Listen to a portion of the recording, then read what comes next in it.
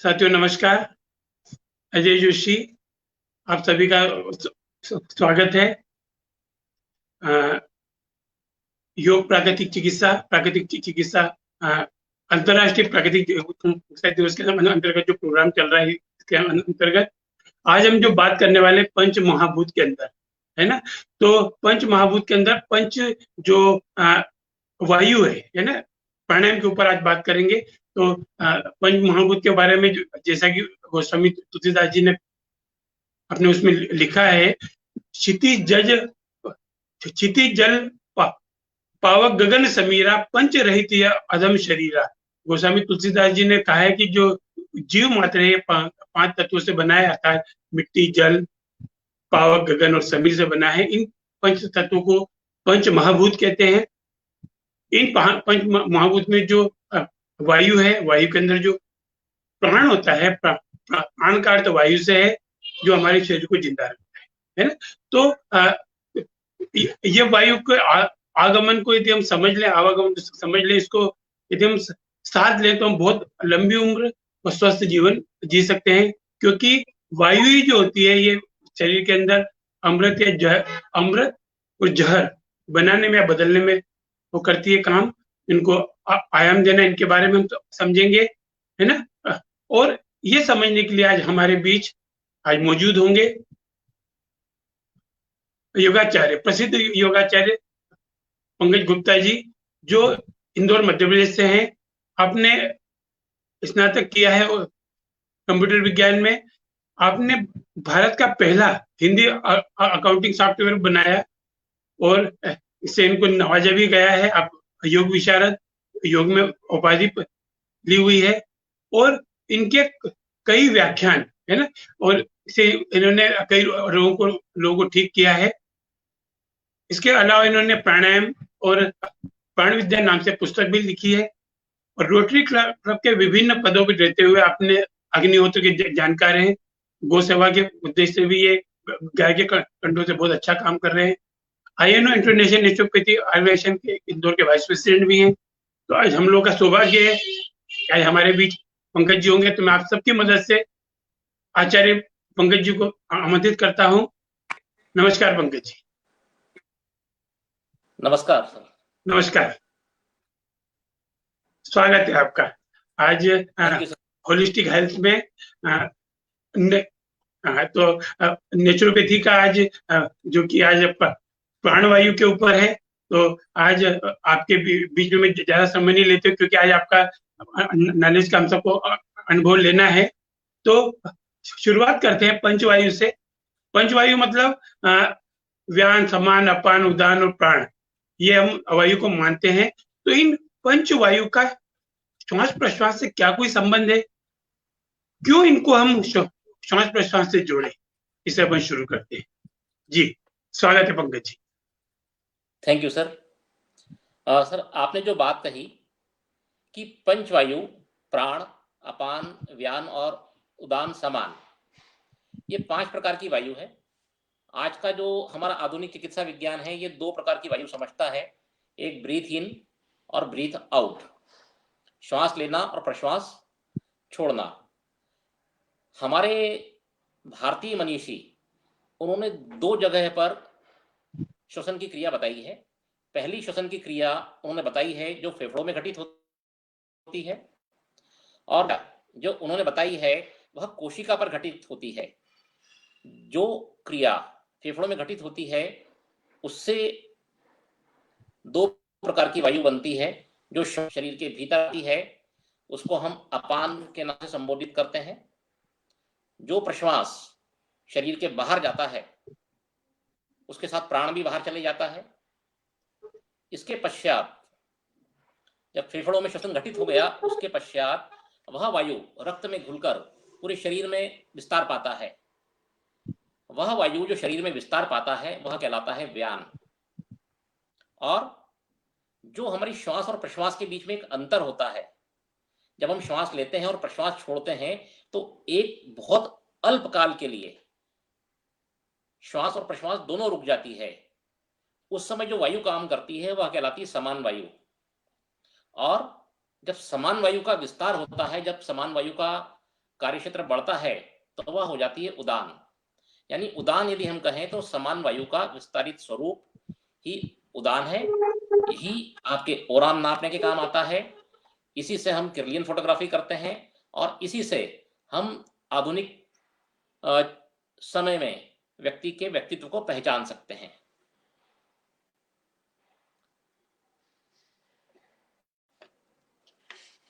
Hello,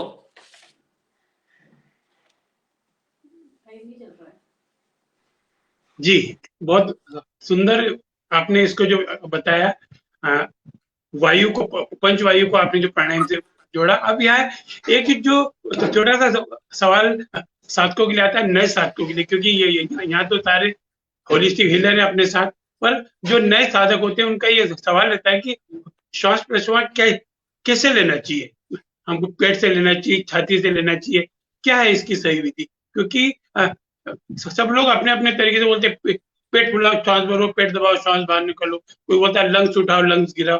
तो इसमें क्या सही विधि क्या है? बहुत अच्छा प्रश्न है अजय भाई आपका। जब हम श्वास की बात करते हैं तो निसंदेह है श्वास तो फेफड़ों में आता है, यह तो सर्वविदित है। उसका पेट में कोई स्थान नहीं होता, ये भी बात तय है। लेकिन फिर भी एक प्रश्न उठता है कि पेट से श्वास, छाती से श्वास और हंसली से श्वास, ये 3 प्रकार से श्वास ली जा सकती है। अब पेट से क्यों? बेसिकली पेट में श्वास नहीं आती, श्वास आती है फेफड़ों के अंदर। जब फेफड़ों में श्वास आती है तो वह हमारे लंग्स के यदि लोअर पार्ट में जाती है तो हमारा जो एक मध्य पट होता है जो हमारे पेट के और फेफड़ों के बीच में रहता है, वह नीचे की ओर गति करता है। और जब वो नीचे की ओर गति करता है तो पेट के ऑर्गन्स नीचे की तरफ विस्तार पाते हैं, तो ऐसा लगता है कि हमारा पेट फूल रहा है। जब लोअर ग्लोब से श्वास और प्रश्वास लिया जाएगा या छोड़ा जाएगा तब उधर से श्वास आता और जाता महसूस होगा। जब हम मिडिल लंग्स से श्वास और प्रश्वास लेंगे तब वह छाती से लिया गया श्वास प्रश्वास महसूस होता है। और जब हम सतही श्वास प्रश्वास लेते हैं तब वह हंसली श्वसन कहलाता है। सामान्यतः हमारे यहाँ हंसली श्वसन जब निमोनिया का रोग होता है उस समय आप देखिए कि हम कहते हैं बच्चों की हंसली चल रही है, तो हंसली का चलना यह रोग का सूचक है। ठीक उसी प्रकार से यदि हम केवल मिडिल ग्लोब से या मिडिल लंग्स से हम श्वास और प्रश्वास लेते और छोड़ते हैं तो उससे हमारे लोअर लंग्स जो हैं वो इनएक्टिव रह जाते हैं और हमारे लंग्स की अल्वियोलीज इनएक्टिव हो जाती हैं।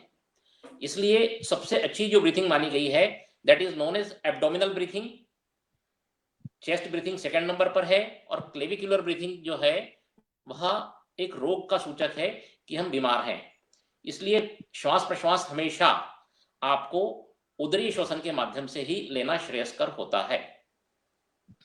यदि आप लंबे समय तक छाती से श्वास प्रश्वास लेते हैं तो अस्थमा जैसे रोग पैदा हो सकते हैं। इसलिए it is better to opt abdominal breathing. जी अजय भाई। जी, तो जी आपने जो बताया कि उधर से श्वास प्रश्वास पर रियल में लंग्स का जो अपर जो हमारा जो डायफ्राम पे प्रेशर आता है उससे हमारा पेट फूलता है और वहां होता है नाभि चक्र। और नाभि चक्र पे यदि ध्यान लगा के हमने यदि श्वास प्रश्वास किया तो हमारी उम्र भी बढ़ती, एफिशिएंसी भी बढ़ती है ना। यही चीज आपने बहुत सुंदर शब्दों में बताई। अब यहाँ जब हम योग की बात करते हैं, नेचुरोपैथी की बात करते हैं, तो यहाँ हस्त मुद्राएं आती है, क्योंकि डॉक्टर महंग जी तो इसके बहुत अच्छे विशेषज्ञ भी रहे हैं, विशेषज्ञ अपने साथ जो है। पर क्या हस्त मुद्राओं का भी श्वास प्रश्वास से कोई संबंध है कि मुद्रा लगा के हम श्वास प्रश्वास करें या श्वास प्रश्वास लगा मुद्रा करें? जी बिल्कुल अजय भाई, आपने जो बात कही जी पंकज जी, कि क्या हस्त मुद्राओं का श्वास प्रश्वास में कोई लाभ है? देखिए, जब हम प्राणायाम करते हैं तो कहा जाता है कि प्राणायाम मुद्रा लगाना चाहिए। सामान्यतः यह देखा गया है कि लोग एक हाथ से एक मुद्रा लगाते हैं और दूसरी हाथ से दूसरी मुद्रा लगाते हैं। मैं आपको इन दोनों हस्त मुद्राओं का पूरा विस्तार से बताता हूं। यदि हाथ इस प्रकार से रखेंगे और हाथ को ऊपर की तरफ रखेंगे तो ये कहलाती है ज्ञान मुद्रा। ज्ञान मुद्रा का प्रभाव ये दिखता है कि जब हम ज्ञान मुद्रा में बैठते हैं तो हमारे इसमें एब्डोमिनल ब्रीथिंग होता है। यदि हम अंगूठा अंदर रखें और मुट्ठी बांध लें और इसको दोनों घुटनों पर रख दें, यह कहलाती है आदि मुद्रा। जब हम आदि मुद्रा करते हैं तो चेस्ट ब्रीथिंग संपन्न होता है। जब हम यही मुद्रा में इस तरह से हाथ मिला देते हैं और इसको पलट करके मध्य गोदी में रख देते हैं तो यहां से जो मुद्रा लगती है वो कहलाती है ब्रह्म मुद्रा। जब ब्रह्म मुद्रा लगाई जाती है तो क्लेविकुलर ब्रीथिंग होता है, इसको हम कहते हैं हसली श्वसन। और जब हम प्राणायाम मुद्रा लगाते हैं तब एब्डोमिनल ब्रीथिंग और चेस्ट ब्रीथिंग दोनों साथ साथ होता है। इसलिए प्राणायाम के समय हम यदि प्राणायाम मुद्रा लगाएं जो कि इस प्रकार से लगती है कि जो वी फॉर विक्ट्री का शेप है, यदि हमने इसको अंगूठे के बेस में लगा दिया और बाकी 3 उंगलियां जिसमें हमारा अंगूठा भी शामिल है वो सीधी रही और हमने इसको गोदी में रख लिया, तो इससे हमारी abdominal breathing as well as chest breathing दोनों एक्टिव हो जाती हैं। और जब दोनों एक्टिव होती हैं तो हमारी लंग्स की कैपेसिटी बढ़ जाती है।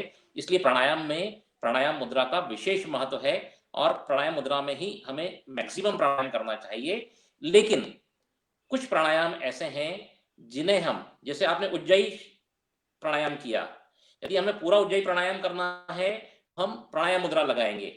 लेकिन यदि केवल हमें उज्जयी श्वास लेना है तो हम केवल और केवल ब्रह्म मुद्रा लगा करके इस उज्जयी श्वास को लेंगे। इससे हमारी उज्जयी श्वास सहज हो जाएगी।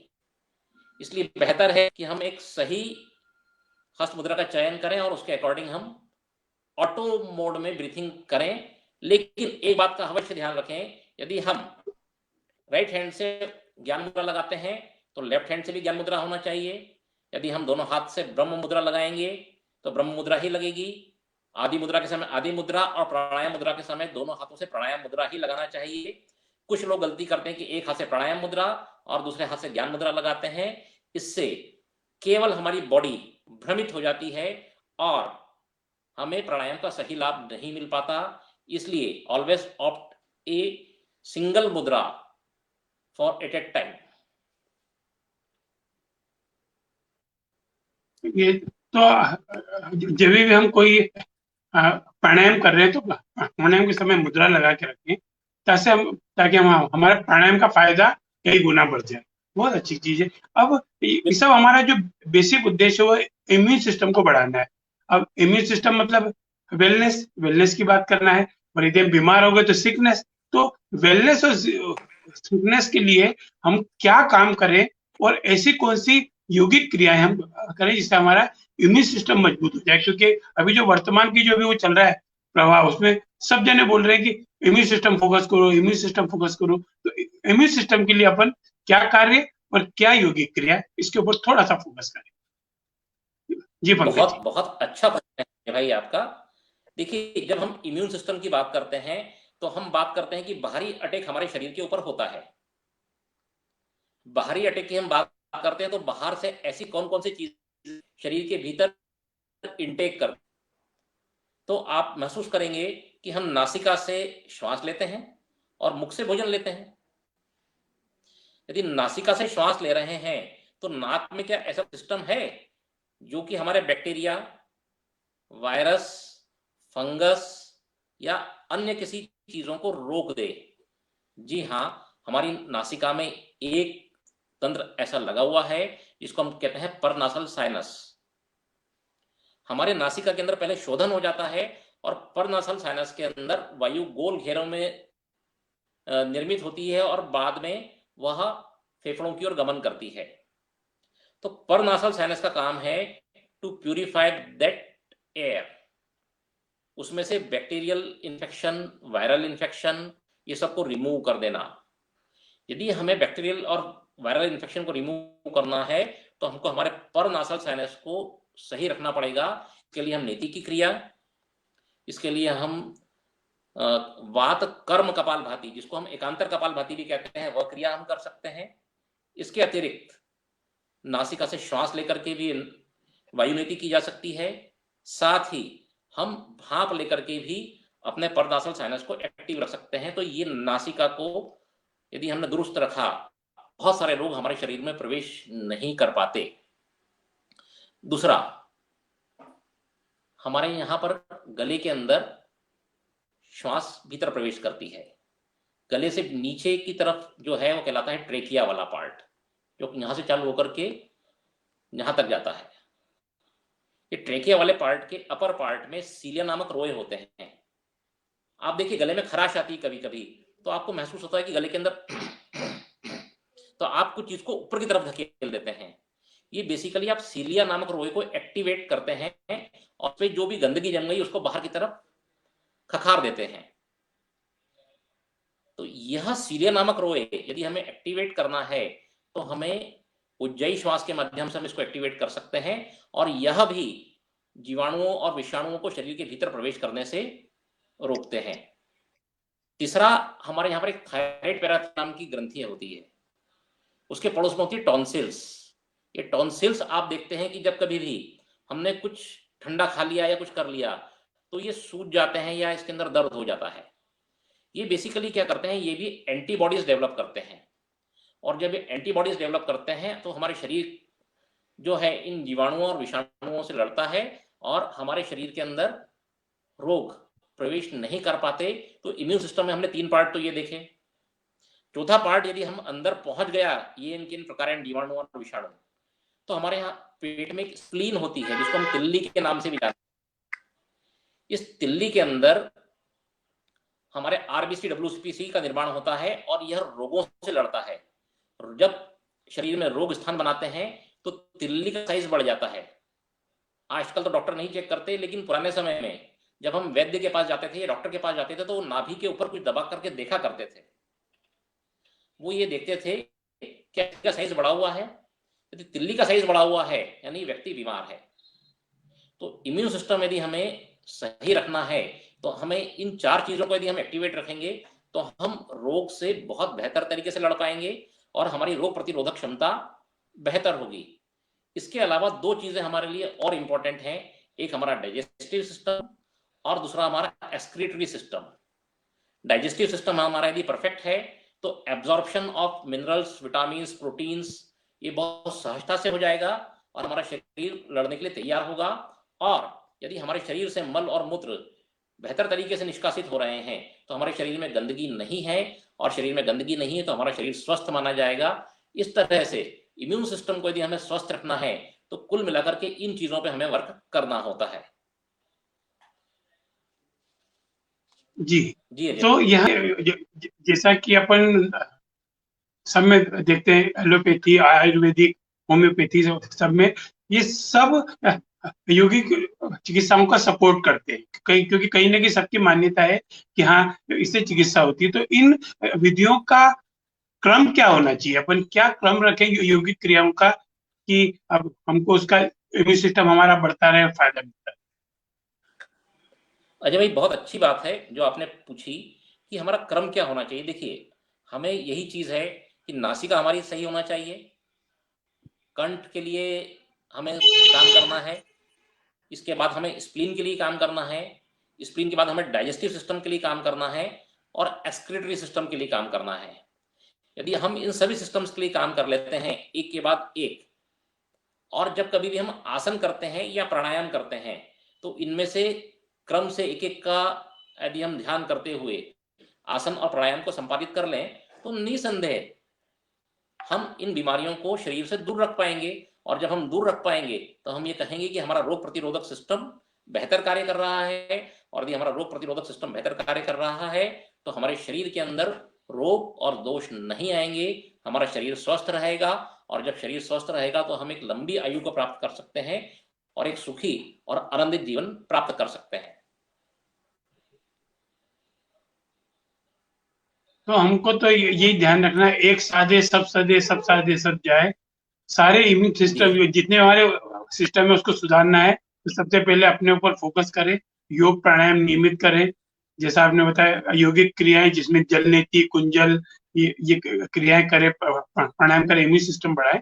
तो यहाँ एक जो विषय आता है प्राणायाम, जो कि आप उसमें विशेषज्ञ भी है और बहुत अच्छा नॉलेज रखते हैं, तो प्राणायाम करते समय कौन कौन से प्राणायाम करें, क्योंकि प्राणायाम कई तरह के प्राणायाम है, इसमें 10 मुख्य प्राणायाम है ना, तो 10 मुख्य हम लोगों ने मुख्य बना रखे, पर कौन कौन से प्राणायाम करना और प्राणायाम में क्या ध्यान रखना, क्या शुरुआत में नाड़ी शोधन प्राणायाम शुरुआत करना है, ये कुछ ऐसे सवाल हैं, जैसे कपालभाति, अनुलोम विलोम प्राणायाम, ये कैसे करना, हम क्या करते हैं टेलीविजन ऑन किया और वो देखा, हम शुरू हो जाते हैं, तो बहुत सारी गलतियां हम प्राणायाम में करते हैं, तो अपन क्या करें, प्राणायाम का क्रम क्या रखें, प्राणायाम कैसे करें, इसके बारे में, और इसके पहले कि प्राणायाम क्या है, क्योंकि से शुरू होगा तो प्राणायाम को सब समझ पाएंगे। जी देखिए, एक सबसे बड़ी जो बात पंकज आपने जी। कही कि प्राणायाम क्या है। प्राणायाम अपने आप में एक ऐसी विधा है जो कि आपकी श्वास प्रश्वास के साथ जुड़ी हुई है।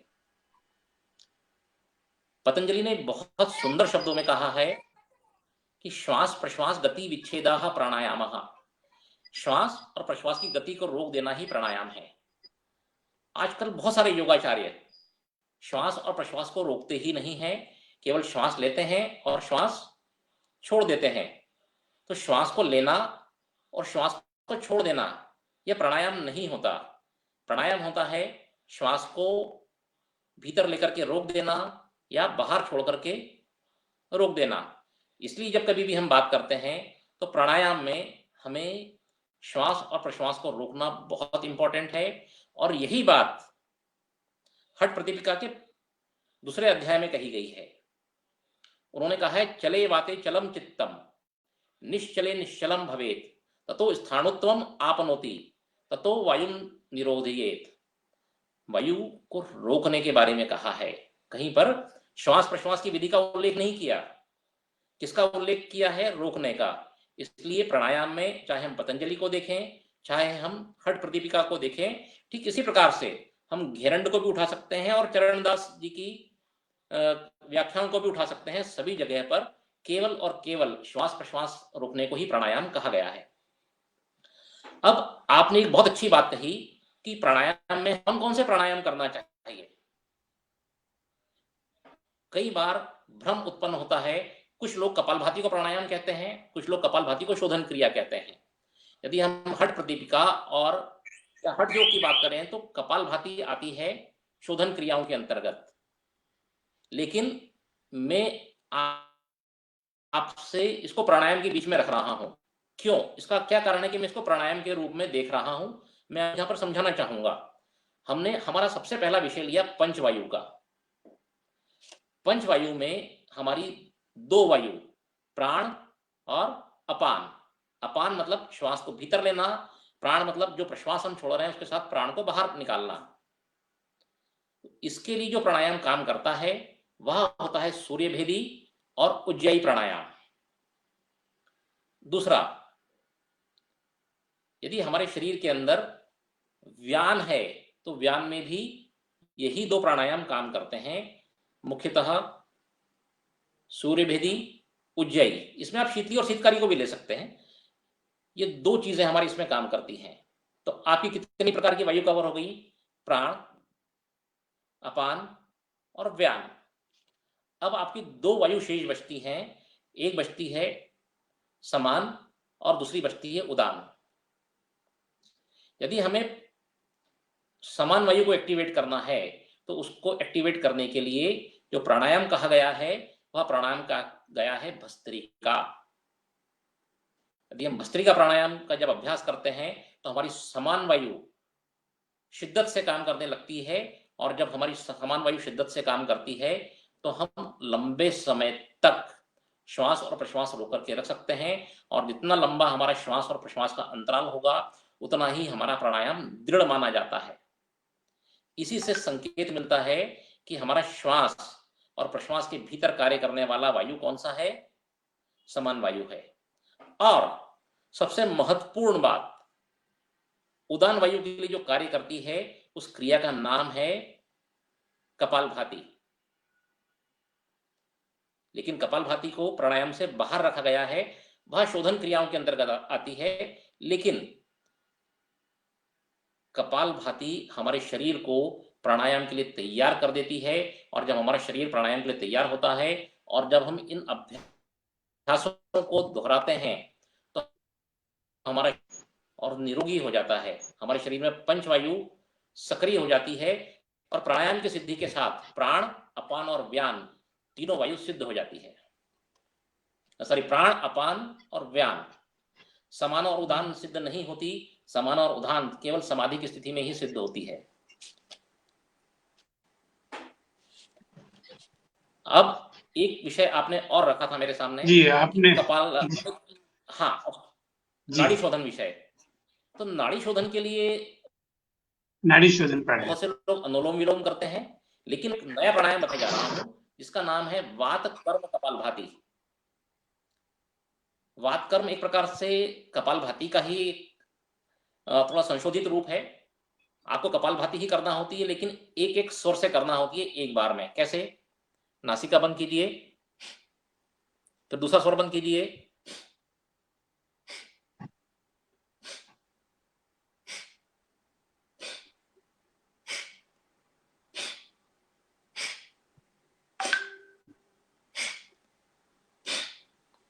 यदि हम इस तरह से सतत करते रहेंगे तो यह वायुनीति के समान भी हो जाती है, हमारे पूरे स्वर को खोल देती है, हमारे नाड़ियों की शुद्धि कर देती है।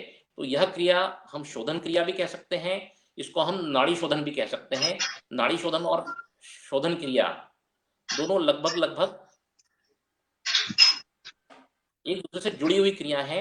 नाड़ी शोधन के अंदर हम भीतर जो हमारे शरीर के नाड़ियां हैं, 72,000 नाड़ियां, इनका मल दूर होता है।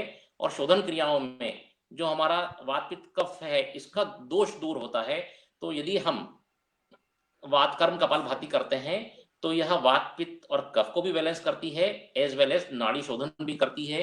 इसलिए ये क्रिया बहुत इंपॉर्टेंट मानी गई है और इस क्रिया को प्राणायाम करने के पहले अवश्य करना चाहिए। और वात कर्म के पश्चात आप अनुलोम विलोम करें। ध्यान रखें, सूर्य भेदी की 5 से 7 आवृत्ति ही करें, क्योंकि सूर्य भेदी करने से हमारे स्वर असंतुलित हो सकते हैं। लेकिन यदि हम अनुलोम विलोम करते हैं तो हमारे स्वर संतुलित रहते हैं। इसलिए स्वर संतुलन के लिए हमें अनुलोम विलोम अवश्य करना चाहिए, प्राणायाम शुरू करने के पहले और प्राणायाम समाप्त करने के बाद। दोनों बार हमें अनुलोम और विलोम अवश्य करना चाहिए। और यदि हमने सूर्यभेदी प्राणायाम किया है तो सूर्यभेदी प्राणायाम के बाद तो अनुलोम विलोम करना श्रेयस्कर होता ही है, ताकि हमारे स्वर बैलेंस हो जाए।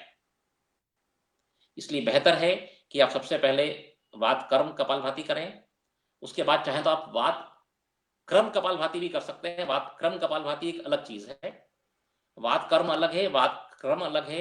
अनुलोम विलोम, उसके पश्चात सूर्यभेदी, उज्जयी, शीतली अथवा शीतकारी, उसके पश्चात भस्त्रिका, उसके पश्चात कपालभाति, और उसके पश्चात मन को स्थिर करने के लिए भ्रामरी प्राणायाम किया जा सकता है।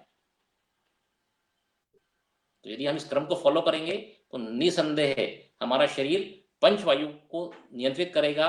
और जब पंचवायु में से 3 वायु हमारी नियंत्रित हो जाएगी तो हम ये कहेंगे कि हमारा प्राणायाम सिद्ध हो गया है। और प्राणायाम सिद्ध होने पर हमें अभूतपूर्व परिणाम प्राप्त होंगे। जी अजय भाई। जी जी पंकज जी, आपने कपालभाति अनुलोम विलोम का जो एक सरल सा उसको सिंप्लीफाई कर दिया है। पर यहाँ एक चीज जो हमको नए साधकों को समझना है कि पूरक, रेचक, कुंभक, इनकी आवृत्ति कि इसका क्या अनुपात होना चाहिए, फिर इसमें बंद कब लगाना, कब नहीं लगाना, फिर प्राणायाम करते समय क्या ध्यान रखें हम।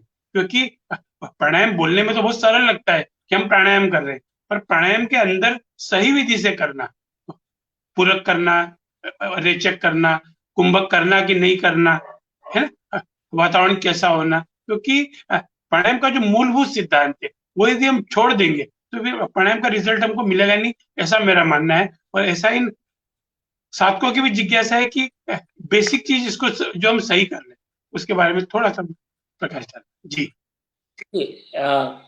यदि हम हठ प्रदीपिका और घेरण को उठा करके देखें तो उसमें स्पष्ट लिखा है कि गलत विधि से प्राणायाम करने पर वात और कफ इससे संबंधित रोग उत्पन्न होते हैं।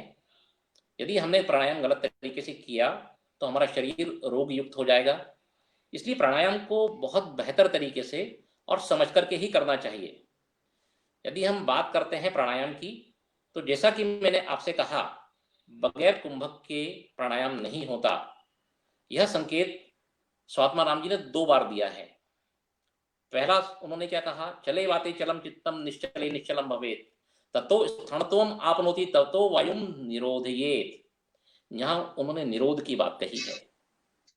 अब मैं जो अगला श्लोक कहने जा रहा हूं उसके अंदर आपके प्रश्न का उत्तर छिपा है। उन्होंने कहा है, कनी यसी भवेत स्वेदः कंपो भवति मध्यमे उत्तमे स्थानम आपनोति ततो वायुम निबंधयेत।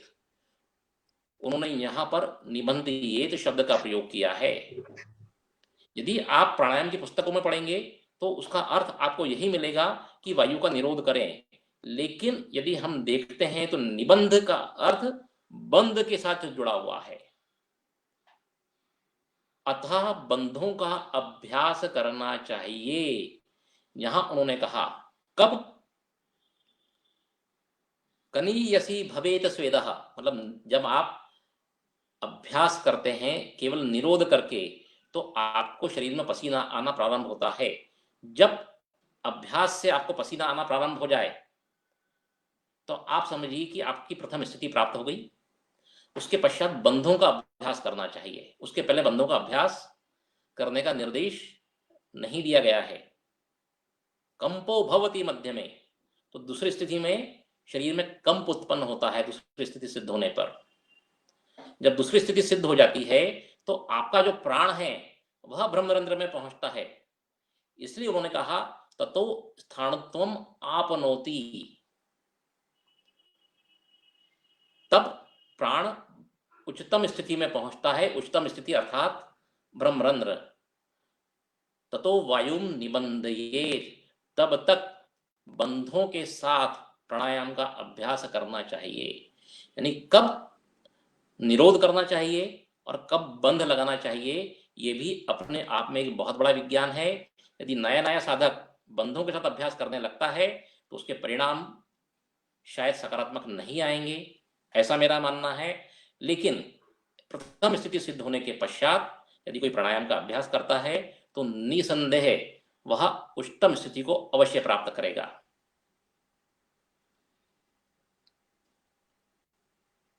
जी, तो ये हठ प्रदीपिका और पतंजलि जो है ये एक ही मैसेज देते हैं कि आप देखा देखी ना करें, नंबर्स में मत खेलें कि मैंने 300 स्ट्रोक लगाया, 500 स्ट्रोक लगाया। डू योर बेस्ट, आप अपना बेस्ट दे, रिजल्ट आपको मिलेगा, है ना। ये मान्यता आपकी भी है। अब जो साधक सामने बैठे हैं उनके लिए आप क्या एक मैसेज देना चाहेंगे प्राणायाम के लिए या पंचवायु के ऊपर? एक सार निचोड़, आपके जो अनुभव है, वर्षों का अनुभव है आपके साथ, उनको क्या बताना चाहेंगे? जी अजय भाई, देखिए हमारा समाज बहुत बड़ा है। हर व्यक्ति की अपने शरीर की सीमाएं हैं जिसे हर व्यक्ति अपने स्थिति में बेहतर तरीके से पहचान सकता है। इसलिए सभी के लिए एक संदेश देना तो बहुत आसान काम नहीं है। लेकिन मेरा ऐसा मानना है कि मेरे जो गुरु हैं चंद्रशेखर जी आजाद साहब, जिनसे मैंने प्राणायाम सीखा था, उन्होंने मुझे एक बात बहुत अच्छी कही, पंकज, सबसे पहले अध्ययन, दूसरी बात चिंतन और मनन, और तीसरी बात उसका अनुपालन यानी एग्जीक्यूशन। तो जब तक आपकी स्टडी नहीं होगी तब तक आप उस पर चिंतन और मनन नहीं कर पाएंगे, और चिंतन और मनन के पश्चात ही उसका अभ्यास करना चाहिए। आजकल हमारे देखने में ये आता है, व्यक्ति केवल अभ्यास को स्थान देता है, अध्ययन और चिंतन और मनन को वह छोड़ देता है। तो मेरा मानना यह है कि अध्ययन और अध्ययन के उपरांत चिंतन मनन, और चिंतन मनन के पश्चात मेरे शरीर पे क्या लागू होता है इसका आकलन मैं स्वयं करूं। मैं बहुत सारे विशेषज्ञों के पीछे न भागूं। शायद मेरे हिसाब ये कहता है कि अजय भाई, डॉक्टर अजय जोशी अपने आप में एक संपूर्ण प्राणायाम के विशेषज्ञ हैं, लेकिन वो विशेषज्ञ हैं अपने शरीर के लिए। पंकज गुप्ता जैसा कि आप कह रहे हैं, प्राणायाम को थोड़ा बहुत जानता है, लेकिन वो जानता है अपने शरीर की अनुकूलता के हिसाब से, दूसरों के शरीर की अनुकूलता के हिसाब से नहीं। इसलिए जो कुछ भी करना है वो बगैर अध्ययन, चिंतन और मनन के करना हमारे लिए खतरे से खाली नहीं है। इसीलिए मैंने कई बार देखा, मेरे परिचित हैं, वो कह रहे थे कि साहब हम मानसरोवर होकर के आए। जो प्राणायाम करते थे वो तो बीच रास्ते में थक कर के बैठ गए, आगे चल ही नहीं पाए, उनको तो ऑक्सीजन देना पड़ी। और हम प्राणायाम नहीं करते थे तो हम तो आसानी से होकर के आ गए। जी हाँ, प्राणायाम केवल विधि नहीं है, प्राणायाम एक गहन अध्ययन है, और अध्ययन के बाद ही इसे आत्मसात करें। इसमें अल्प ज्ञान हमेशा नुकसानदायक हो सकता है। इसलिए पहला पड़ाव अध्ययन, दूसरा पड़ाव चिंतन मनन, और तीसरा पड़ाव एग्जीक्यूशन यानी उसका अनुपालन होना चाहिए। यही मैं पब्लिक से कहना चाहूँगा, या यही मैं ऑडियंस से कहना चाहूँगा कि वो इसको पालन करें और सही विधि से प्राणायाम करें, और उनको जैसा बेहतर लगता है उस प्रकार से प्राणायाम करें। मेरी नकल ना करें या अन्य किसी योगाचार्य की नकल ना करें। जी अजय भाई। यहाँ जो वो अष्टांग योग अपना काम करता है, अष्टांग योग, क्योंकि प्राणायाम आता है यम नियम के पालने के बाद, आसन सिद्ध होते हैं, और आसन सिद्ध होने के बाद प्राणायाम की सिद्धि प्राप्त होती है। तो प्राणायाम एक साधना है, वो जितनी साधना आप करेंगे, प्रैक्टिस मेड परफेक्ट मैन। हमको परफेक्ट तो, नो वन इज परफेक्ट, हम परफेक्शन हो सकता है, परफेक्ट होने की दिशा में जाना है। और आपने अपने बहुमूल्य समय में से समय दिया, और आपका साथ बहुत अच्छा लगा। अब ये जो आपके सामने बैठे हैं जितने भी साधक, जैसा होलिस्टिक हीलर है, कोई एक्यूप्रेशर में, योग में, कलर चिकित्सा में, कोई अरोमा थेरापी में, तो इन सबको एक एक मैसेज आपकी तरफ से कि क्या योग और प्राणायाम को अपना एक आजीविका का, एक एम्प्लॉयमेंट के हिसाब से एक साधन बनाया जा सकता है क्या? क्योंकि आप एक योग का एक इंस्टीट्यूट भी चलाते हैं, तो क्या इसको अपन एक संस्था बना सकते हैं क्या? जी देखिए, आपका प्रश्न बहुत अच्छा है। यदि हमें वास्तव में काम करना है तो हमें एक गहन अध्ययन, जैसा कि मैंने अभी आपसे कहा, बहुत आवश्यक है। यदि प्राणायाम के दिशा में, आसन की दिशा में, अभी एक विषय आया था जो है NLP। जितने भी मोटिवेशनल स्पीकर्स हैं वो NLP टेक्निक का इस्तेमाल करते हैं, और इसका प्रयोग हमने आसनों में किया है। जब इसका प्रयोग हमने आसनों में किया तो उसके परिणाम बहुत बहुत त्वरित गति से आए, जिसको पतंजलि ने कहा है तीव्र संवेगानाम आसन्नः। तीव्र संवेग की प्राप्ति यदि हम NLP टेक्निक्स के साथ में करते हैं तो हमें मिलती है। इसलिए जो आधुनिक तकनीक हैं उसका हम किस प्रकार से समायोजन कर सकते हैं, किस प्रकार से हम उसको योग और प्राणायाम में जोड़ सकते हैं, चाहे हम सुयोग कहें या कुछ भी कहें, कुल मिलाकर के शरीर में प्राण तत्व को बचा करके रखने का हमारा प्रयास होता है। इस प्रयास के लिए बहुत सारे मार्ग हो सकते हैं। गीता जी ने उसको भक्ति मार्ग भी कहा, ज्ञान मार्ग कहा, कर्मयोग कहा। तो कर्म के मार्ग से भी हम, भक्ति के मार्ग से हम, ज्ञान के मार्ग से हम, राजयोग के मार्ग से हम मार्ग कोई भी अपना लें, लेकिन हमारा लक्ष्य एक होना चाहिए। और यदि हम एक सही लक्ष्य को लेकर के चलेंगे और सही तरीके से शिक्षाएं देंगे तो निसंदेह समाज में एक जनजागृति आएगी। समाज में जो बहुत सारे भ्रम फैले हुए हैं, समाज में जो तथाकथित स्वयंभू कुछ योगाचार अवश्य पैदा हो रहे हैं जो शायद योग के संदेश को जिस तरीके से प्रोपोगेट करना चाहिए उस तरीके से नहीं कर रहे हैं। तो यदि एक अच्छा संस्थान आता है और इसको प्रोपोगेट करता है तो निसंदेह हम उस संस्था को भी अपनी सेवाएं अवश्य देंगे।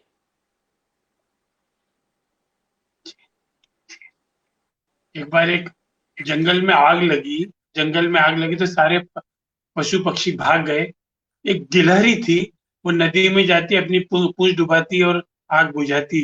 तो जानवरों ने कहा, क्या कर रही थी, तेरे पूंछ से आग बुझ पाएगी क्या? तो गिलहरी ने जो जवाब दिया था वो एक योगाचार्य का जवाब था, आग बुझे ना बुझे, जब जंगल की आग का इतिहास लिखा जाएगा तो मेरा नाम भागने वालों में नहीं रहेगा। मैंने भी अपने हिस्से का काम, तो जितने भी होलिस्टिक हीलर हैं, आपके जैसे जानकार लोग हैं, इनकी जानकारी लेके हम जब तक जन सामान्य में वो नहीं पहुंचाएंगे, हमें हमारा काम करना है। हमें हमारे लोगों को जन जन तक पहुंचाना है। जहां भी जरूरत है वहां तक आप पहुंचोगे, और लोगों को भी आपकी जरूरत है, हम लोगों तक पहुंचो। अभी जरूरी नहीं कि हम पर्सनल पहुंचे, जैसे अभी ये जो माध्यम चला है फेसबुक लाइव या जूम मीटिंग, आज अपन पूरे वर्ल्ड में बात कर सकते हैं। तो आप यहाँ बैठ के जहाँ है वहां से बैठ के आप लोगों की जिज्ञासा शांत कर सकते हैं, और ये हमको करना पड़ेगा। अपनी जिज्ञासा भी शांत करते रहो, लोगों की जिज्ञासाएं शांत करते रहो। होलिस्टिक भारत बनाना है, तो एक जो नारा है जो अक्सर हम लोग देते हैं, we teach one they treat one, they teach one बहुत दे खूब। ट्रीट वन, हमको इस नारे को अपनाना है। और आप दोनों पति पत्नी बहुत समर्पित हैं। बेला भाभी भी योग नेचुरोपैथी में, और मैं बहुत खुशकिस्मत हूँ कि मुझे इंदौर में इनका साथ मिलता है हमेशा, और हर काम में आगे आने में। रवि गौशाला का काम कर रहे हैं, तो काम करने से होता है ना। जब एक देश का प्रधानमंत्री शौचालय प्रमोट कर सकता है, तो हम एक प्राणायाम, एक मुद्रा, या हमारी जो भी विद्या है उसको बढ़ा करके हम एक होलिस्टिक भारत को अपना सकते हैं। आप सब ने इस कार्यक्रम को देखा। मैं एक ही रिक्वेस्ट करूंगा, इस वीडियो को ज्यादा लोगों तक पहुंचाएं, ताकि एक स्वस्थ भारत का संदेश मिल सके। और पंकज जी, आपका दिल से आभार है, और हमें पता है आप एक शॉर्ट नोटिस पे हमारे साथ उपस्थित हो जाते हो। इसके लिए दिल से पूरी टीम की तरफ से आपको धन्यवाद और साधुवाद देता हूँ। धन्यवाद। Thank you sir, thank you.